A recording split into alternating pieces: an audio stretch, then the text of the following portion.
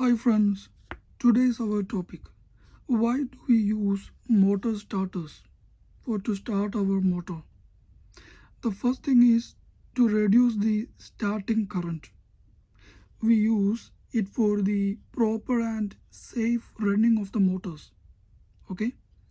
And the first case is the normal working of a motor without starter. Then after I will explain with starter. Okay? So here the main thing is the slip is inversely proportional to the rotor impedance.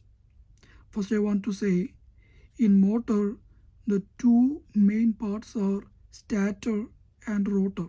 Stator is the stationary part and rotor is the rotating part of the motor. So what is the slip? The difference between the speed of the rotating magnetic field produced by stator and rotor speed. The slip is maximum at standstill. The standstill means the motor which is not running or motor runs at low speed. And we know that during the starting time or during the standstill of the motor, we know that the rotor is not running, and during this time rotor impedance is minimum. We already said it is inversely proportional. So slip is maximum means rotor impedance is minimum. Okay. When the rotor impedance is minimum means it is the resistance. We know that always resistance inversely proportional to current.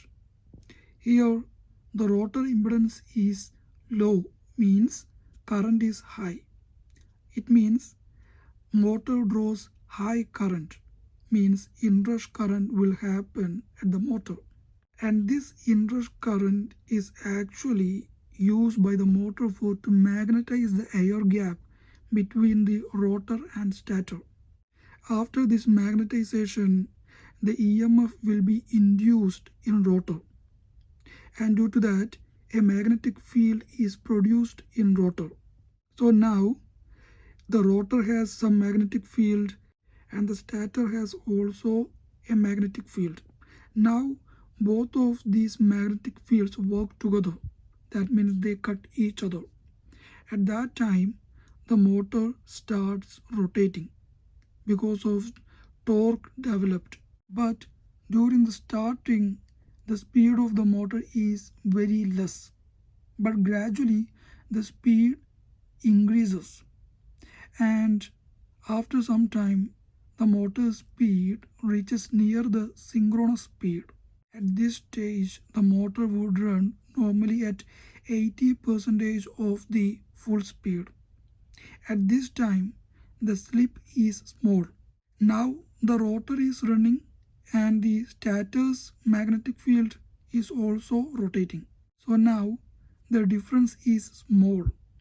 When the slip is minimum, then the impedance will be more. I already said that when the impedance or resistance is more, the current will be less. So at this time the motor will run at a rated current of the motor nameplate. But here the motor runs at this rated speed, or the motor draws this rated current after some time. Before of this happening, the motor already draws a huge current from the system. Due to that, some problems already arise in the system. The system gets heated, and also the energy charge is high, and also it would cause damage to system, means motors, motor cables, insulations, like that. I'm going to explain the advantages when we use starter for the motor starting. So the conditions are same as before.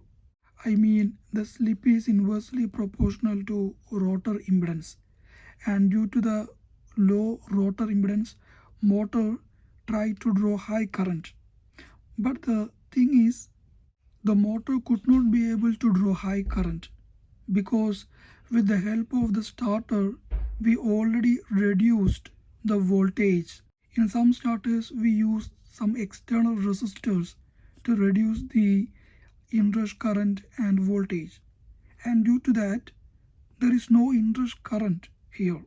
During the starting of the motor there would be only a less current because of less voltage, and accordingly the motor speed is also less here, but gradually the motor speed will be increased, and after some time it reaches near the synchronous speed, means 80% of the full speed of the motor. At that time the full voltage applied to our system, or if we use any resistance starters, then after the reaching of this synchronous speed the resistors would go out from the circuit. That means full voltage will be applied, and at that time the motor draws normal rated current of the motor. I hope you got the correct information about the working of the starter. If you want to have more videos like this, please subscribe this channel.